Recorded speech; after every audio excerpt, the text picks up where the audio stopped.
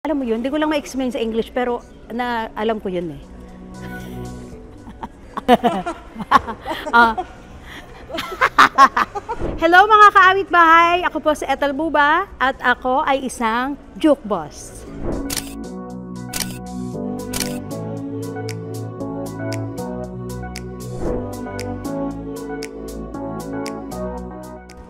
Na-discover ko ang love ng music. Actually, hindi ako yung nanay ko. Pinilit ako ng nanay ko kumanta.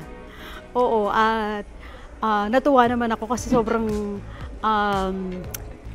yun ang bumuhay sa akin. Oo, hindi ko alam na dati talagang pag pinipilit niya ako kumanta, sabi, yung napipilitan talaga ako, sinasali ako sa mga contest, sabi ko, ano ba itong ginagawa ko, yung hindi ko gusto.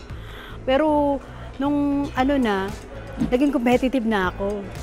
Kasi kumikita na ako ng pera eh, nananalo nang nananalo ako. Ang sarap pala sa pakiramdam na, tapos nananalo ka lagi. Tapos, yung competitive ka na, doon ko naramdaman na love ko na pala yung music. Oo, na-challenge ako na gano'n. Actually, kuripot akong tao eh. Apaka-kuripot ko, kahit tanong nyo, kahit kanino talaga, kuripot ako talaga. Pero meron akong na-touch ako doon sa isang contestant. Alam mo, nakapagbigay ako.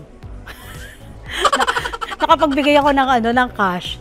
Oo, yung gano'n, sobrang naawa ko talaga sa contestant. Binigyan ko. Yung story niya. Oo, yung story niya, naantig ako talaga. Ganyan. Tapos umiyak nga ako eh. Naiyak ako. Actually, naiyak ako kasi nagbigay ako.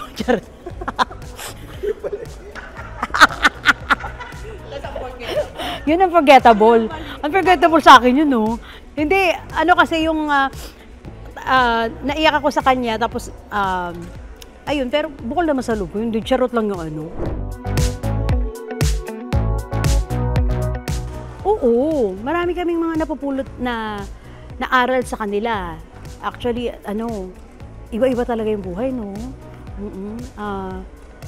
Yung akin din naman, yung sa akin, yung buhay ko, talagang walang-wala talaga, asing wala talaga. Tapos bumangon lang, gano'n. Tapos iba-iba, no? Iba-iba storya.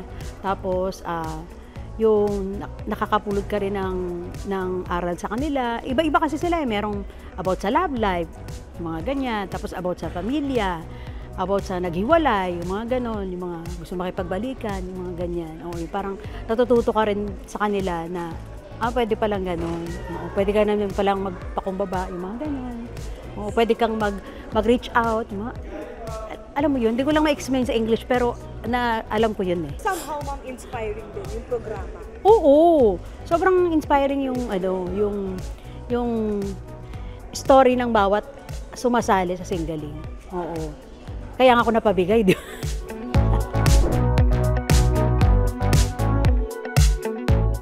Ayun ako, abangan ninyo yung Singaling. Kasi wala namang pagbabago, ganun pa din. Charot lang, hindi. Kailangan nyo abangan ng Singaling kasi sobrang,